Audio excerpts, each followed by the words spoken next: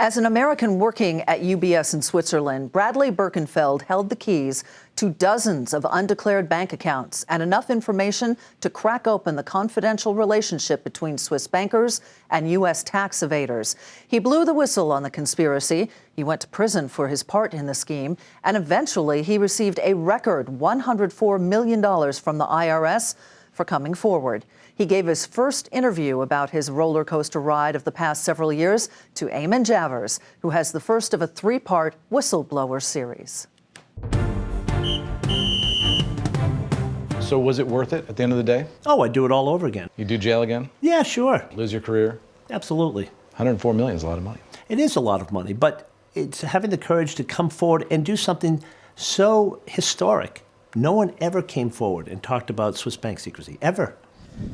Boston native Bradley Birkenfeld says he became intrigued by international banking while working in finance in Massachusetts, but he never expected to become embroiled in the biggest tax evasion scandal in history.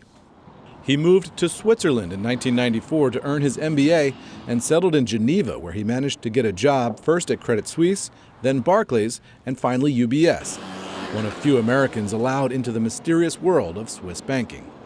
It was obviously highly restricted to only people who worked there, so we had access through secure IDs to get into the floors that we were working on. It was a very tight work environment.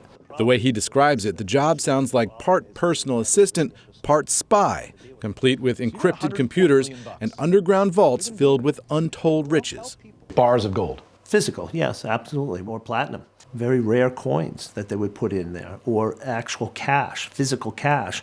And who was hiding these treasure troves? Birkenfeld says the UBS client list included many of America's most powerful and wealthy families. You had doctors, lawyers, politicians, CEOs, dictators. Hollywood? Hollywood as well. Hollywood stars had accounts there as well. And Birkenfeld admits there were blatant banking violations. For example, he claims as a Swiss banker, he was required to take trips to the United States to meet with clients and hunt for new ones at extravagant parties and events like Art Basel in Miami. The problem with this was that it was the U.S. portion of the bank that was actually organizing these events for the U.S. market. You weren't a licensed banker in the United States. We were not SEC registered, and we were not licensed to give investment advice, so that was clearly a violation.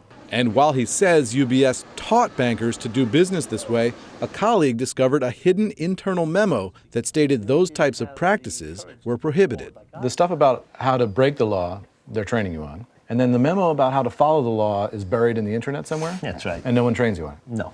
A spokeswoman for UBS told us the business described has been closed since July 2008. UBS today is a different firm with a different strategic focus and senior management team. Still, Birkenfeld showed me the memo that first got his attention. And this is what made you decide to become a whistleblower?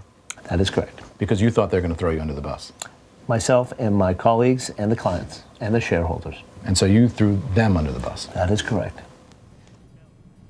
Guys, Brad Birkenfeld did end up throwing UBS under the bus. It cost UBS an enormous amount of money, and it also changed the future of bank secrecy in Switzerland and, you could argue, around the world. Tomorrow night, I'll tell you how he did that and how he managed to get rich along the way.